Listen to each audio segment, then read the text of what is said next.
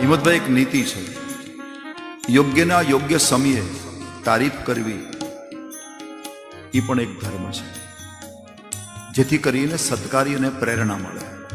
યોગ્ય વ્યક્તિની યોગ્ય સમયે તારીફ કરવી એ એટલા માટે કે સત્કાર્યને પ્રેરણા મળે, અને અયોગ્ય વ્યક્તિની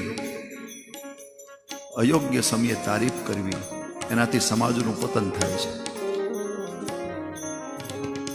એટલે યોગ્ય વ્યક્તિનું સન્માન થવું જ જોઈએ. એક વસ્તુ નક્કી છે, કોઈનું સન્માન થાય હા તો નક્કી છે કે એણે કંઈક કર્યું છે. બસ દીવો સળગે છે, પ્રકાશ આપે છે, તો ચોક્કસ સમજી લેજો તેલ બળે છે.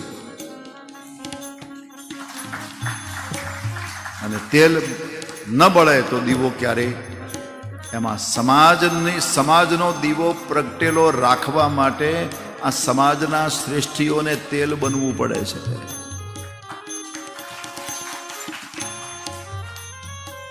અને કર્તવ્ય છે સમાજનું કામ કરવું. એટલે એક તો પુરુષાર્થ કરવો, મહેનત કરવી, ઘસાવવું અને ઉપરથી ગાળો ખાવી. પણ છતાં આ કર્તવ્ય કર્મ છે. દીકરી મોટી થાય, લગ્ન લાયક થાય તો પિતા એમ વિચારે કે મારી દીકરીને હું નહીં પરણાવું તો કોણ પરણાવશે. બસ એ જ ભાવથી આ સમાજનું કાર્ય હું નહીં કરું તો કોણ કરશે,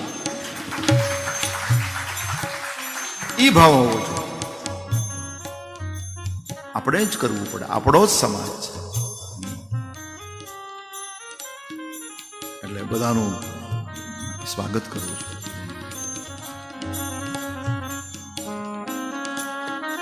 મારે એક વડીલ અહીંયા બેઠા છે, મુલુંડમાં હોસ્પિટલ ચલાવે છે, અને નારાયણ ધૂન મંડળ, નારાયણ સેવા મંડળ વર્ષોથી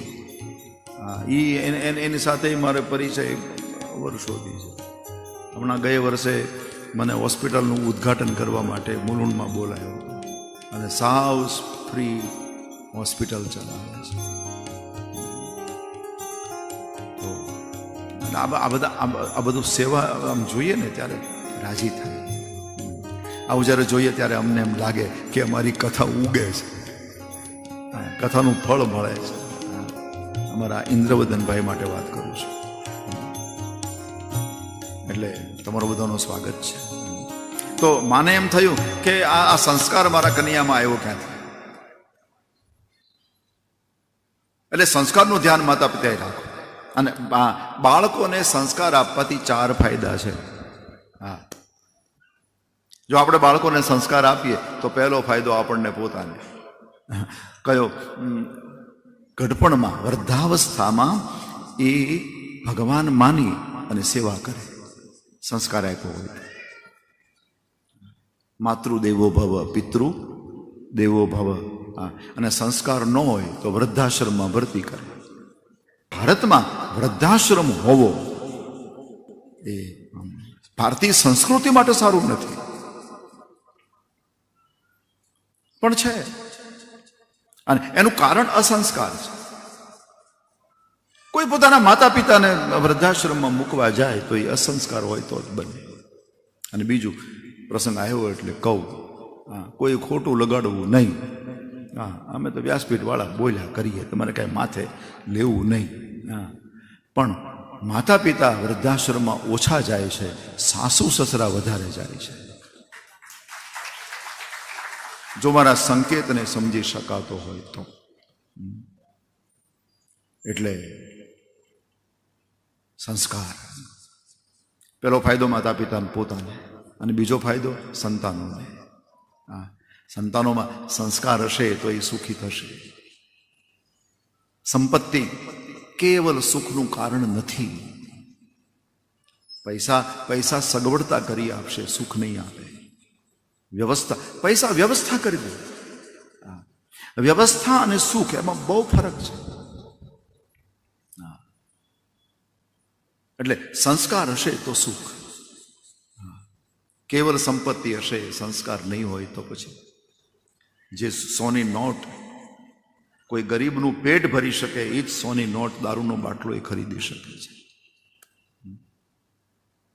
એટલે સંસ્કાર બહુ મહત્વની વસ્તુ છે અને માતા પિતા એની ચિંતા કરવી જોઈએ.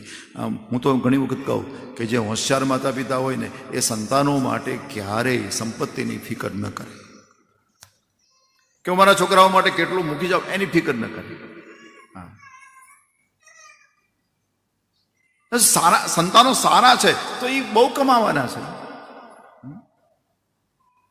હું વડીલોને કહું, તમે શું કમાયા છો? હવે જે જમાનો આવે છે હાઈટેક, મારે બધા બહુ વૃદ્ધ વડીલો છે ને એને પૂછું કે તમે કરોડનું નામ સાંભળ્યું હતું?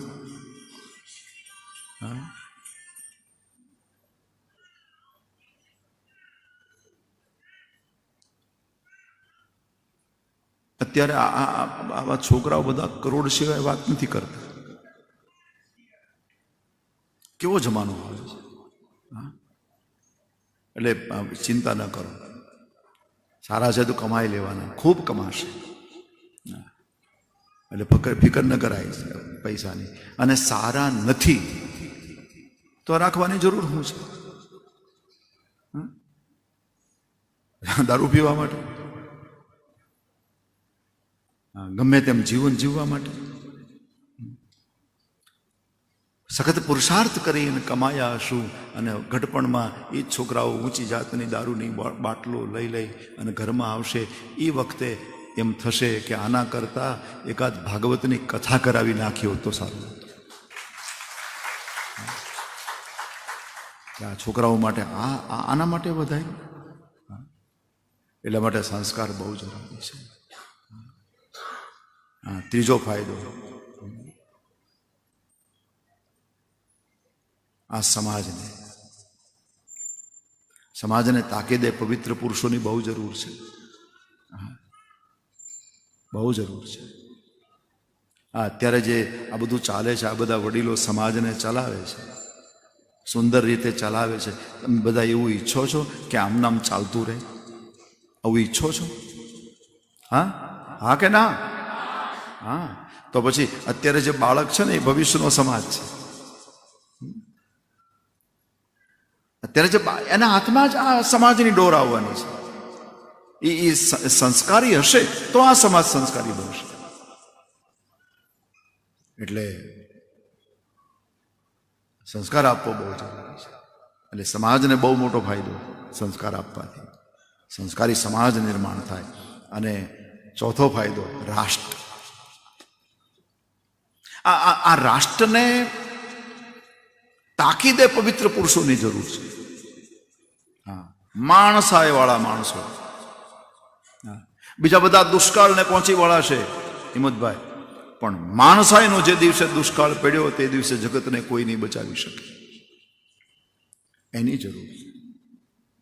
ભવિષ્યનું રાષ્ટ્ર સલામત રહે. અને અત્યારનું જે બાળક છે ને એ જ ભવિષ્યનો કોઈ નેતા છે. અત્યારે જે કોઈ બાળક છે ને એ જ ભવિષ્યનું રાષ્ટ્ર છે. આજથી 75 વર્ષ પહેલા એક માએ બાળકને જન્મ આપ્યો હતો. નરેન્દ્રભાઈ મોદી નામનો બાળક હતો. ગઈકાલે 75 વર્ષ પૂરા કર્યા. અને એ પ્રણામ હીરાબાન કે આખી રાષ્ટ્રની વિચારધારા બદલી નાખી. હું કઈ પક્ષની રીતે વાત નથી કરતો, પણ આ સનાતન ધર્મને અત્યારે જીવવા જેવું ભારત છે. સનાતન ધર્મ માટે. અને અમને બીજું કાંઈ, અમને બીજો કોઈ સ્વાર્થ, અમને તો અમારા ધર્મ સાથે અમે સ્વાર્થ છે. અને માણસે ધર્મનું કાર્ય કર્યું છે. એ કારણ સંસ્કાર. રાષ્ટ્ર મારું છે, દેશ મારો છે, મારે મારા રાષ્ટ્રનું હિત કરવું જોઈએ, મારે મારા રાષ્ટ્રના લોકોનું હિત કરવું જોઈએ. આ બધું હૃદયમાં વસ્યું છે.